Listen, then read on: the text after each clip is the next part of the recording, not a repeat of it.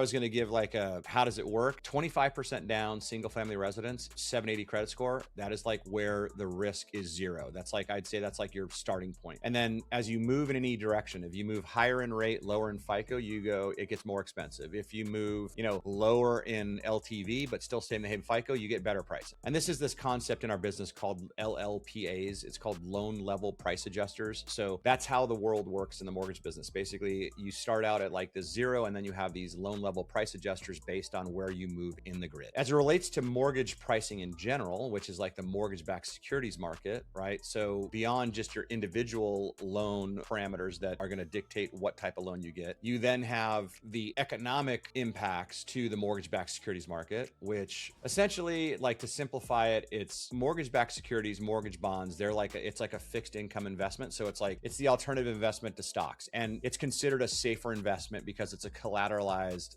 debt. And so it trends like the 10-year treasury.